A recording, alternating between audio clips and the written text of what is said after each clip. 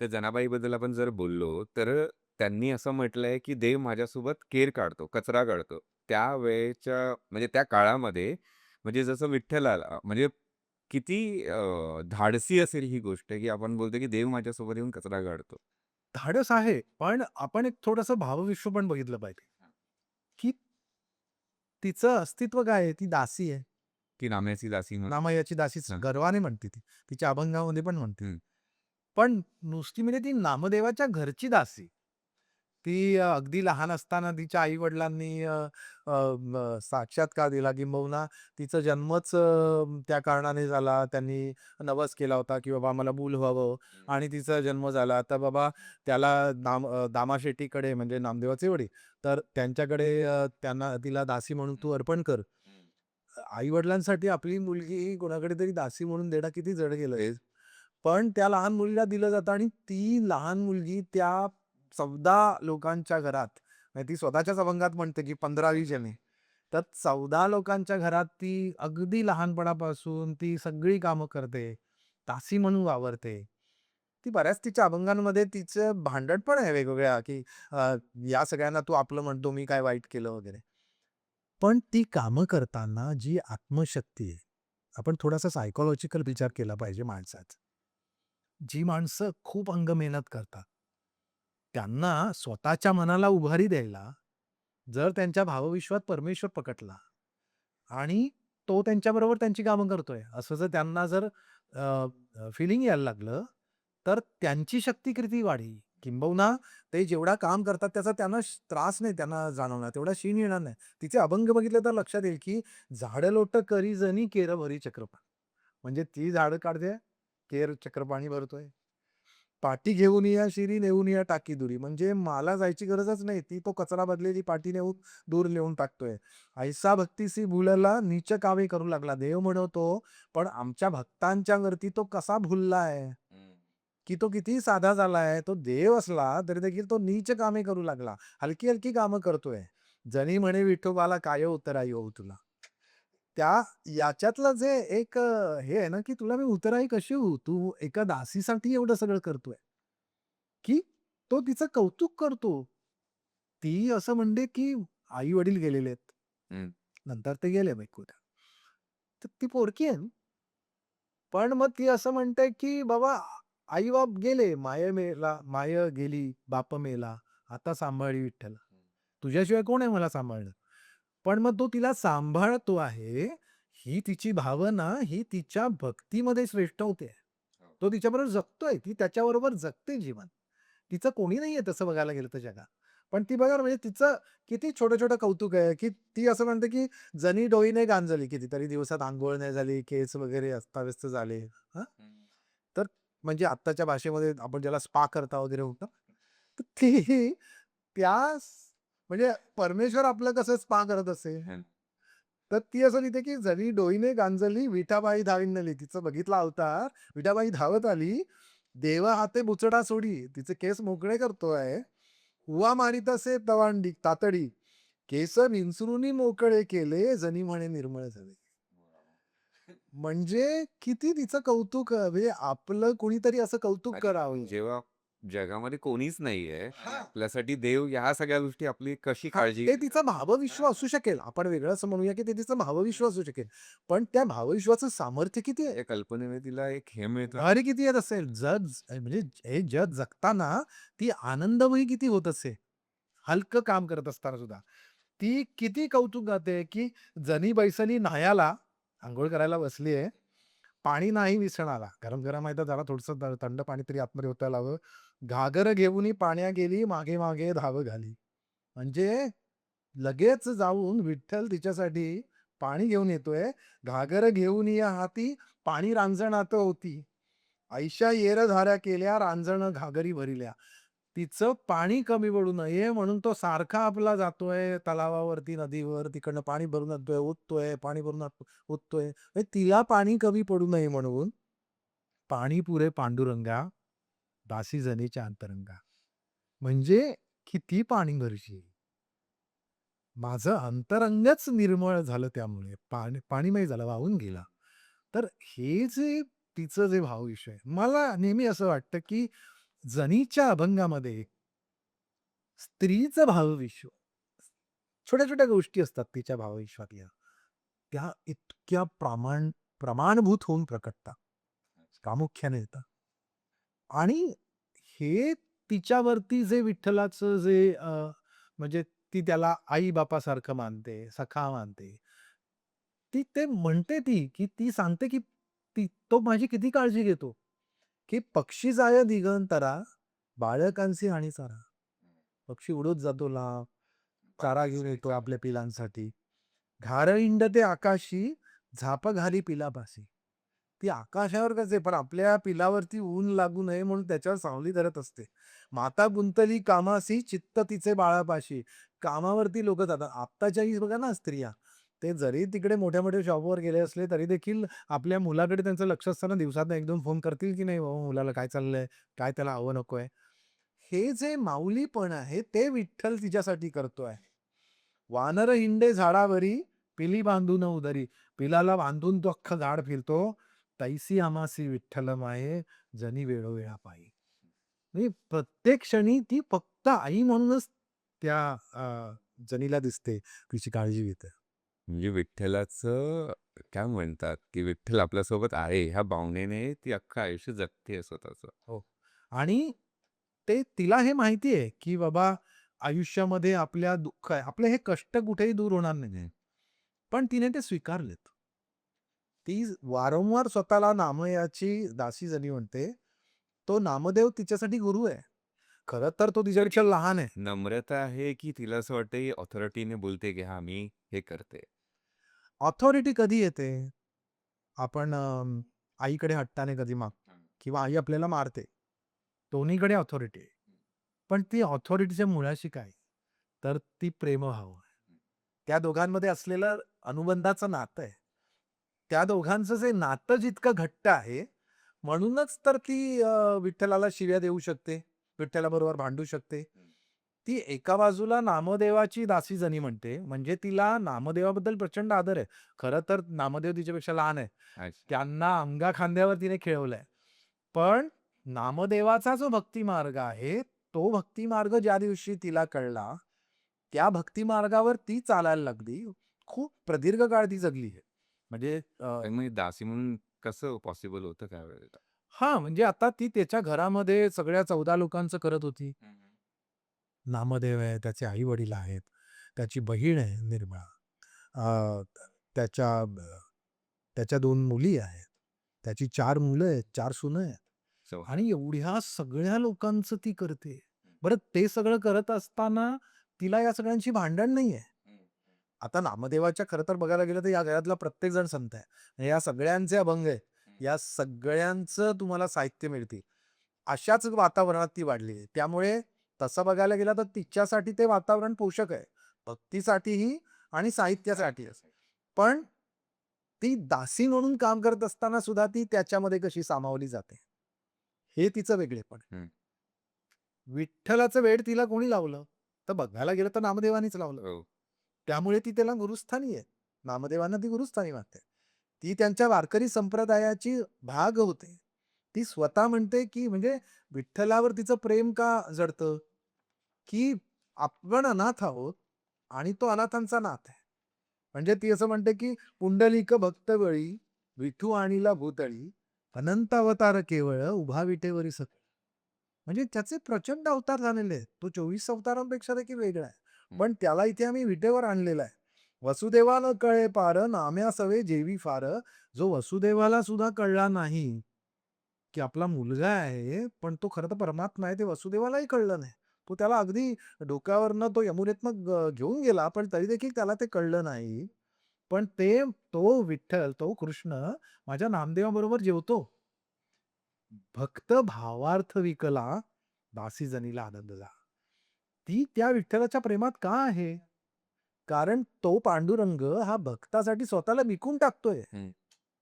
म्हणजे हे असं देवाने कुठल्यातरी एखाद्या साध्या भक्तासाठी किती हीन होणं, किती नीच पातळीला जाणं, किती खाली होणं, किती त्याच्या जीवनात रममाण होणं, त्याच्या छोट्या-छोट्या गोष्टींमध्ये तो ईश्वर कसा सामावून जाणं, हे विठ्ठलाचं वेगळेपण आहे. हे सगळ्या देवतांमध्ये सुद्धा विठ्ठलाचं वेगळेपण हे आहे, की तो त्या संत सृष्टीचा, त्या संतांच्या जगाचा काय आपण म्हणूया तो सहोचर आहे.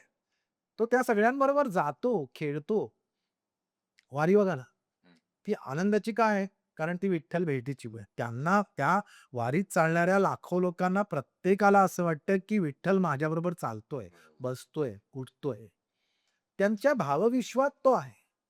त्याच्या भेटीला ते ज्यावेळेला जातात, त्यावेळेला त्यांना एक प्रसंग सांगतो, की देहूची पालखी ज्यावेळेला जाते, त्यावेळेला पंढरपुराच्या काही अंतरावर तिथे धावते. धावा म्हणतात त्या. ती का धावते? की तो विठ्ठल तिकडून येतो आहे म्हणून मी इकडनं धावत सुटतो. हा जो भेटीचा जो अगम्य सोहळा आहे, तो म्हणजे आनंद वारी आहे. आणि या वारीचं कौतुक ज्यावेळेला जनाईच्या शब्दात येतं, तिला काय आहे, की भक्त भावार्थ विकला म्हणून दासीला आनंद झाला. की तो भक्तासाठी काहीही करतो म्हणून त्याचं, की आणि तो तिचा अधिकार किती ती म्हणजे तो आता जसं म्हणाला, की ऑथॉरिटी. हं. तर ती ऑथॉरिटी केवढी आहे, की भांडते ती त्याच्याशी, शिव्या देते. तिच्या अभंगामधल्या शिव्या बघितल्यानंतर आपल्याला म्हणजे असं वाटणार, की एका बाजूला ती "ये गं, ये गं विठ्ठाबाई माझे पंढरीचे आई." असं ती काकुळतीने तिला अगदी लाडाने विनवते. तर दुसऱ्या बाजूला ती त्याला शिव्यांची लाखोली वाहते. म्हणजे एक त्या हे शिव्यांचा अभंग जर मला सांगायचा झाला तर, की "अरे विठ्या विठ्या मूळ मायेच्या कारट्या, तुझी रांडरंडकी झाली जन्म सावित्री चुडाली आली. तुझे गेले मळे तुला पाहून काळ रडे, उभी राहुनी अंगणी शिव्या देत दासी जाई." आता जर याच्यातही तीव्रता बघितली आपण, जे शब्द वगैरे बघितले, तर आपल्याला वाटेल, "अरे हे काय आहे?" सनी इतक्या शिव्या त्या पांडुरंगाला देते, असं कोणी भक्त आपल्या भगवंताला नाही. शिव्या वगैरे म्हणजे ते आपण स्तुती गातो, आपण प्रार्थना करतो, आपण आरत्या करतो, आपण त्याचं कौतुक गातो, वर्णनं गातो. हे काही वेगळं आहे ना, पण हे संतांच्या वाङ्मयातलं वैशिष्ट्य आहे. मराठी संत वाङ्मयामध्ये किंबहुना आपल्या वारकरी संप्रदायामध्ये ही जी संतांची आपल्या परमेश्वराची भांडणं आहे, ती भांडणं ही त्यांच्या नात्याची वीण आहे. ती इतकी घट्ट आहे म्हणून या भांडणांची मजा. तर जात्यावरच्या ओवी परंपरेतून जनाबाईंची कविता प्रसिद्ध आहे, पुढे जातात. तर म्हणजे ही परंपरा नक्की आली कुठून? म्हणजे कशी निर्माण झाली? जातं किंवा त्याच्यावरती दळण दळणं हं. हा त्यावेळच्या स्त्रियांचा रोजचा असा तो भाग आहे. म्हणजे पीठ पाहिजे, भाकऱ्या करायच्या आहेत. तर धान्य जे आहे ते दळायचं. आणि तर रोज जात्यावरच त्या म्हणजे आता आपण आपल्या घरी किचनमध्ये करणार तर आपण एकटं-एकटं काम करतो. बघ जात्यावर 4 जणी सोबत असतात. तेवढा एक हां, टाईम मिळतो. तो असतात. पण आता ही दासी आहे. हां. सगळ्यांच्या आधी ती उठायची. हं. दळण वगैरे कांडायची. तर "दळिता कांडिता तुझं आळविना अनंत" असं ती ज्यावेळेला म्हणते, हं. त्याला ती कामं करताना त्या ईश्वराबरोबर आहे आणि तो ईश्वर तिच्याबरोबर काम करतो आहे. त्याच्यात तिचं एकलेपण सरतंय. हं. कुणीतरी आपल्याबरोबर आहे. मी टाकाऊ, याती मालावर अन्याय होतोय. मी दासी आहे. म्हणजे स्वतःला व्हिक्टिम न मानता हां. स्वतः सगळं आणि ते स्वीकार. किती मोठं म्हणजे मग माझा जो साथीदार आहे तो एकदम मोठा आहे ना. हां. कसं आहे म्हणजे मी थोडंसं विषयांतर होईल, पण मीराबाई ही कृष्णा भक्तीमध्ये रंगलेली आहे. हं. ती कृष्णाला स्वतःला "मेरे तो गिरीधर गोपाल दुसरो न कोई, हं. जाके सर मोर मुकुट, मेरो पती सोड." म्हणजे ती स्वतःचा पती कृष्णालाच मानते. त्याच्यासाठी तिच्या संसारातला पती जो आहे त्याचा ती त्यागही करायला तयार आहे. हं. पण वारकरी संप्रदायातल्या संतांचं तसं नाहीये. ते त्यांचं विश्व सोडत नाहीयेत. हं. ते उलट त्या विश्वात्मकाला आपल्या पातळीवर आणतात. अच्छा. सर्व संघ परित्याग करून ते जात नाहीयेत. ते सगळ्यांमध्ये राहून त्या ईश्वराला त्यांच्यामध्ये आणतायत आणि हे त्याचं वेगळेपण आहे. म्हणजे आता जाताचं त्या जात्याची जर तू धून बघितलीस हं. किंवा ओवी गातानाची, तर ते गुणगुणणं आहे खरं तर. पण त्या गुणगुणण्यामधून साहित्य निर्मिती आहे. म्हणजे जनीचा जर बघितलं तर सुंदर माझे जात गं, फिरे बहुतेके, ओव्या गाऊ कौतुके तू ये रे बा विठ्ठला. हे कसं आहे ना, हे गाता-गाता सुचलेलं आहे. पण त्याच्यामध्ये पुन्हा भरपूर मोठं तत्वज्ञान पण आलेलं आहे. हं.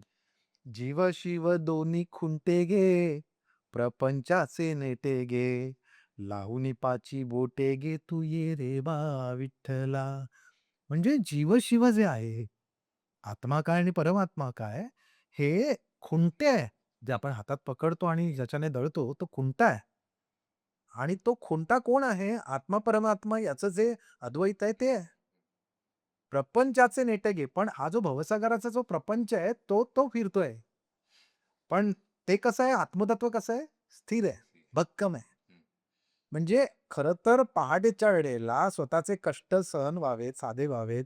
आपला ईश्वर आपल्याबरोबर दळतोय, याच्याने तो एकलेपणा जावा म्हणून किंवा ते त्याचे कष्ट आपल्याला कळू नयेत म्हणून गाण्यामध्ये, सुरांमध्ये हरवणं, असं असलं तरी त्याच्यात तिचं तत्वज्ञान काय येतंय, की ती जात्याचा अर्थ समजावते. "लावूनी पाची बोटे घे तू ये रे वा विठ्ठला." तू ज्यावेळेला 5 बोटं लावशील, हं. त्यावेळेला या प्रपंचाला खऱ्या अर्थाने अर्थ प्राप्त होणार. म्हणजे त्यातलं धान्य 5 बोटांनी जे टाकायचं आहे, ते तू केलं पाहिजेस. ती पुढे जाऊन ती सासू-सासरा, भ्रतारा वगैरे अशा ज्या साधारण सामान्य माणसांच्या, स्त्रियांच्या जे जीवनात असतं त्याचं ते सगळं मांडते. पण तिचं महत्वाचं काय आहे, की प्रपंच दळणं, प्रपंच दळणं दळिले पीठ भरिले, सासू पुढे ठेविले तू ये रे बा विठ्ठला. इथे सासू ही घरमालकीण आहे. हं. तसा या विश्वाचा घरमालक तू आहेस. तुझ्यासमोर या भवसागरातनं जे काही आम्ही कष्ट करून जे करतो आहोत, त्या सगळ्याचं स्वामित्व तुझ्याकडे आहे. सत्वाचे आधण ठेविले पुण्य वैरिले. आधण ठेवलंय भात हं, शिजायसाठी. हं. ते आधण जे ठेवलंय पाण्याचं, त्याला उकळी येते. ते सत्व आहे. आयुष्यातलं सगळं सत्व जे आहे ते आहे. आणि पुण्य त्याच्यात वैरेल. म्हणजे आपलं जे पवित्र भाव आहेत, जे चांगली कर्म आहेत, ते सगळं त्याच्यामध्ये घातलंय. पाप ते उतू गेले तू ये रे बा विठ्ठला. मग काय उरणार ना? पाप बाहेरच जाणार. पातेल्यात स फक्त पुण्य आहे. पुण्य राहणार ना. शेवटी ती असं म्हणते, की "जनी जाते गाईल, की राहील. थोडासा लाभ होईल, तू ये रे बा विठ्ठला." म्हणजे मी जातं गाते, त्यातलं तत्वज्ञान गातोय.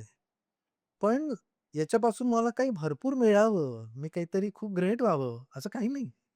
थोडासा लांब होईल, तू ये रे पा विठ्ठला, तू माझ्याबरोबर राहा. हां. मला जगताना हे सगळं सुसह्य होईल, काही थोडं बहुत पुण्य होईल, पाप नष्ट होईल, काय जे काही लाभायला वगैरे आणि माझी फार आशा नाहीच आहे. हे जे जात्यावरच्या ओळीचं आहे आणि मला असं वाटतं, की मधल्या त्या सगळ्या मध्ययुगीन कालखंडातला जो समाज आहे, त्यातली जी म्हणून गृहिणी आहे, ती जे दातं दळते त्याच्यावर त्या सगळ्या संतांच्या अभंगाच्या ओव्या वगैरे गात असतील.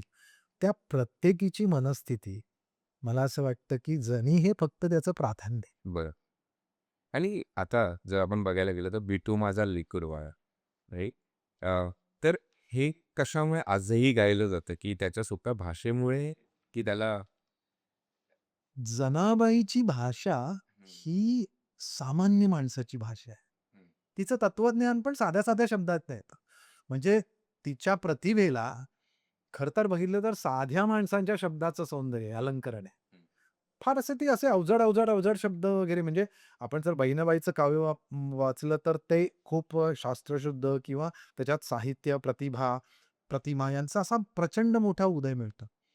त्याला कदाचित वर्ण किंवा त्याचं ज्ञान, अभ्यास, शाळा काय जे असेल ते सगळं असेल.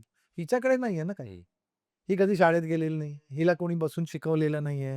हिला कोणी हात धरून संस्कार नाही दिले. हे करायचं नाही हां, तू हे करायचं हां, हे असं वाग, तसं काहीच नाहीये ना.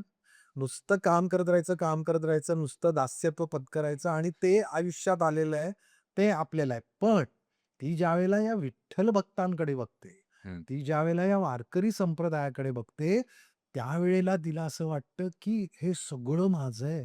का? कारण माझं का? कारण हा जो विठ्ठल आहे, हाच मुळात लेकरूवाळा नाही. हा सगळ्यांना म्हणजे फक्त दासी जरीचा नाहीये. हं. तो सगळ्यांचा, तो सगळ्यांसाठी आहे. म्हणून ती विठ्ठलाला लेकरूवाळा आणि तिचा तो अभंग वारकरी संप्रदायातला श्रेष्ठ अभंग काय आहे? कारण त्याच्यामध्ये ती आपल्या संतांचा उच्चार करते. म्हणजे आपण जर असं बघितलं, की "विठो माझा लेकरूवाळा, संगे गोपाळांचा मेळा." तो विठो तिला लेकरूवाळा का दिसतो? तिचं ते भावचित्र आहे. पण ते चित्र संत परंपरेतलं श्रेष्ठ चित्र. म्हणजे अलीकडे काही जर चित्र बघितले, तर त्या चित्रावर सुद्धा आपण ते चित्र रेखाटलेले अगदी जतीच्या अभंगासारखं. विठो माझा लेकरूवाळा, सो सगळ्या संतांची माऊली आहे. ते मायबाप आहे, माहेर आहे सगळ्या संतांचं. ते सगळ्यांच्या अभंगामध्ये दिसतं. तो लेकरूवाळा आहे, सगळ्यांना घेऊन चालतो, कोणालाही टाकत नाही. तर तो कसा आहे? ती म्हणते, की "विठो माझा लेकरूवाळा, संगे गोपाळांचा मेळा." निवृत्ती हा खांद्यावरी, सोपानाचा हात धरी. म्हणजे निवृत्तीला खांद्यावर बसवलंय, सोपानाचा हात धरलाय. आता इथे आपल्याला बघितलंय, की खांद्यावरी निवृत्ती आहे. नीट बघितलं नाही आपण त्या शब्दांकडे. माणूस जातो, निवृत्त होतो. हं, हं, हं. या विश्वातनं सुटतो. हं. कुठून जातो? खांद्यावरून. सोपानाचा हात धरी. सोपान म्हणजे शिडी. तुम्हाला जर त्या भवसागरातनं पार व्हायचं असेल, तर कोणीतरी हात धरायला हवा. हं. सोपान या शब्दाचा अर्थ शिडी, शिडी. चढून जाणं, तरून जाणं, चढून जाणं. तर ते हात धरल्याशिवाय नाही होणार. सोपानाचा हात धरी म्हणजे आपण जर बघितलं तर तिच्या भावविश्वातला सुद्धा अंतर्गामी गर्भितार्थ आपण बघितला पाहिजे. हं. पुढे चालेत ज्ञानेश्वर. ज्ञानेश्वर पुढे का चालतोय? कारण तो या सगळ्या संप्रदायाला मार्गदर्शन करतोय, दिशा दाखवतो. ज्ञान हेच दिशा दाखवणार. त्यामुळेच पुढे चाले ज्ञानेश्वर, मागे मुक्ताई सुंदर. पाठीराखी सगळ्यांची कोण आहे? कोणाचा आधार आहे सगळ्यांना? कोणावर माऊली म्हणून सगळ्यांची पाठराखी कोण आहे? ती मुक्ताई आहे. मागे मुक्ताई सुंदर. पुढे जाऊन म्हणते, की गोरा कुंभार मांडीवरू. आता मांडीवरी का? तर गोरा कुंभार आहे. तो घडवतोय. हं. आपण मूल घडवताना, त्याला अंघोळ घालताना, त्याला जुजवताना, त्याला काही चांगल्या गोष्टी घालताना, आपण मुलाला कुठे बसवतो? मागे. म्हणजे घडवण्याचं काम आहे ते मांडीवर केलं जातं. "गोरा कुंभार मांडीवरी, चोखा जीवावरून रे." पण चोखा मेळा हा कसा आहे? जीवाबरोबरी. जो समाजातला सर्वात शूद्र म्हणजे चोखा महार आहे. त्याची कामं हलकी आहेत समाजातली. तो सगळे हात बरबटलेले आहेत. पण त्याच्या अभंगात काय दिसतं, की त्याचा भाव मात्र शुद्ध आहे हं. "उस डोंगा परी रस नोहे डोंगा, काय भुललासी वरलिया रंगा. चोखा डोंगा, परभाव नोहे डोंगा, काय भुललासी वरलिया अंगा." चोखोबा हा सगळ्यात शुद्ध आहे आणि त्यामुळे तो जीवाशी धरलेला आहे. त्यामुळे शुद्ध जे आहे, सर्वात शुद्ध जे आहे, ते जीवाशी धरलेलं आहे. जीव शुद्ध पाहिजे. ईश्वराचं वर्णन करताना तिने जी प्रतिमा केली आहे, बंका कडियेवरी. बंका हा सुद्धा शुद्धतेचं प्रतीक आहे, कारण तोही महार आहे. त्याचा मेहुणा आहे. हं. तर तो कडेवर आहे कारण कडेवरती आपण घागर घेऊन जातो. तर तुम्हाला जी शुद्धता आहे, तुमचं मन शुद्ध असलं पाहिजे आणि तुम्ही ती शुद्धता घेऊनही गेलं पाहिजे. हं. पुढे जर बघितलं तर नामा करांगोळी धरली. करांगोळी या शब्दामध्ये सगळ्यांना आधार देऊन त्या तुफानपासून रक्षण करणे आहे.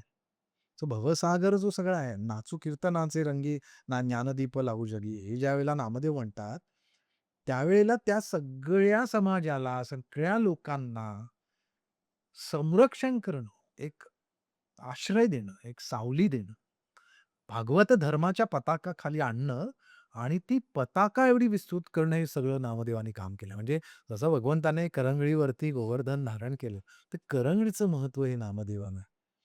जनी म्हणे गोपाळा करी भक्तांचा सोहळा. हे भावविश्व जे आहे तिचं, आपण बघितलं तर याच्यात प्रत्येक संताचं महत्त्व तिने दिलंय. हं. तिच्या बरोबर असलेल्या. पण त्या संतांकडे बघताना ती त्या ईश्वराची रूपं बघते. ती त्या ईश्वराला लेकरूवाळा म्हणून, तो गोपाळ म्हणून, तो किती सगळ्यांनी भरलेला आहे आणि त्याच्या प्रत्येकाच्यामध्ये त्याचं वेगळे-वेगळेपण किती सामावलेलं आहे आणि ते समाज विश्व हे तिचं एक कसं झालेलं आहे. मला असं वाटतं, की या अभंगातलं भावविश्व, त्यातलं गूढ विश्व, त्यातलं अर्थविश्व आणि त्यातलं अध्यात्म हे सगळं जर अभ्यास करायचं ठरवलं, मला असं वाटतं, की वारकरी संप्रदायासाठी हा एक अभंग सुद्धा मलाच पी-एच-डी केल्यासारखं वाटायलंय. खरंच परिपूर्ण ते. अजून एक गोष्ट याच्यात ही आहे, की शेणाच्या गोवऱ्यांची गोष्ट आहे. तर आय थिंक त्याच्यातनं पण हे आपल्याला कळून येते, की त्यावेळेच्या स्त्रियांचं जीवन आणि बोलतात ना, त्यावेळची जी भांडणं असायची किंवा त्यांचे जे अधिकार असायचे त्याच्यातनं व्यक्त होत असायचे. तर एक शेण्या गोवऱ्या ही हलकी काम आहेत ना, हां, की ते बाबा सरपण आहे, त्या गोवऱ्या केल्यानंतर त्या जाळायला मिळतील, चुलीत घालायला हं, मिळतील. हा त्यांचा रोजच्या जीवनाचा भाग आहे. पण तो हलका आहे. खूप ज्याला आपण म्हणूया, की वेगळ्या अर्थाने ते काम म्हणजे त्या शेणाचा वास आहे, हात बरबटावायचे, घाण आहे सगळी. हं. पण त्या कामांमध्ये तो स्त्री जन्म आहे. मग स्त्री जन्म मिळाला म्हणून आपल्याला हे करायचंच आहे. तिला नाही असं वाटत. अच्छा. म्हणजे ती हे सगळं करत असताना सुद्धा स्त्री जन्माबद्दल जे भाष्य करते, ते भाष्य मात्र त्या काळाच्यासाठी वेगळं आहे. ती असं म्हणते, की "स्त्री जन्म म्हणूनी न व्हावे उदास, साधू संता ऐसे केले जने." स्त्री जन्म मिळाला म्हणून उदास नाही व्हायचं. हं. साधू संता ऐसे केले जनी, संताचे घरची दासी मी अंकिले, विठोबाने दिली प्रेम कर. दासी संताच्या घरी झाली, विठोबाने दिली प्रेमकळा. विदुर सात्विक माझी एक ओळीचा अंगीकार त्याचा केला देवी. विदुर सुद्धा असा महाभारतातला विदुर जो आहे, तो पण अशाच रीतीने बाजूला टाकलेला आहे. म्हणजे मूळ व्यवस्थेत नाहीये. हं. त्याची जरी नीती असली, त्याचे लोकं सल्ले देते, तरी तो मूळ त्या सगळ्या सत्ता किंवा त्या राजकुटुंबापासून वेगळा आहे. हं. पण त्याला कृष्णाचा तो लाडका आहे, विदुराचा. त्यामुळे विदुर सात्विक माझे. तसं मी जरी सात्विक आहे, माझं कुळ आहे ते. त्यामुळे मी गोवऱ्या उचलत असेन, मी हात घाण्यात गाजत असेल, मी दासीचं काम करत असेल, मी हलकं काम करत असेल, मी नीच काम करत असेल. पण त्याची मी लाडकी आहे. कारण माझ्यातलं सत्व त्याने जाणलेलं आहे. न विचारिता कुळ गणिका उद्धरली, नामे सरती केली ती लोकी. गणिका सुद्धा, वेश्या सुद्धा त्याने उद्धारलेली आहे. तीही तिला देखील त्यांनी हृदयाशी धरलेली आहे. ऋषीची कुळे उच्चारिली जेणे, स्वर्गावरी तेणे मस्ती केली. तुम्ही कुठल्याही ऋषीचं कुळ काढा ना. ते कुळ हे काही सामान्य म्हणजे अगदी तुम्ही कोणी कोळी आहे, कोणी मच्छीमार आहे, कोणी हलक्या जातीत जन्मलेला आहे, कोणी दासीपुत्र आहे, कोणी अभद्र असा जन्म आहे त्याचा. असे सगळे ऋषी आहेत आपले. हं. मग ते जर ऋषी का झाले? कारण त्यांचं ज्ञान जे आहे, ते ज्ञान त्यांच्या जन्मापेक्षा श्रेष्ठ ठरलं. हे कृष्णाच्या किंवा स्वर्गावरील त्याने वस्ती केली. नामयाची जनी भक्ती ते सादर, माझे ते साचार विटेवर. माझा हा सगळा आचार जो आहे, हा विटेवरी एकवटलेला आहे म्हणून मला. आणि ती त्या काळात जे बंड करते, म्हणजे मी बंडच शब्द वापरतो त्याला. कारण तो काळ जो आहे, तो आपण मग म्हटलं, की स्त्रीला त्यावेळेला समाजात दुय्यम स्थान असतं. हलकी कामं दिली. स्त्रीने एकदम समाजाच्या बाहेर येणं म्हणजे डोईवर पदर आहे. तो पदर ढळणं हे सुद्धा एक घाणेरडं लक्षण किंवा ही स्त्री पतित आहे, असं अवलक्षण आहे, असं मानलं जाईल. सनी नेमकं त्याच्या मर्मावर बोट ठेवते, की ती म्हणते, "डोईचा पदर आला खांद्यावरी, भरल्या बाजारी जाईन मी." हे कधी जनाबाईच्या अभंगात हे कधी दिसतंय आपल्याला? 13व्या शतकात दिसतंय. म्हणजे 13व्या शतकातली दासी असलेली एक सामान्य स्त्री किती महत्वाचं बंडाचं भाष्य करते.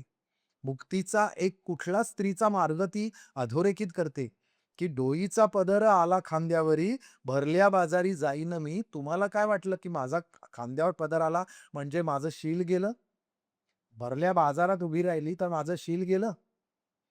हाती घेईन टाळ खांद्यावरी विण. तिचा प सूर काय लागलाय बघा अभंगात.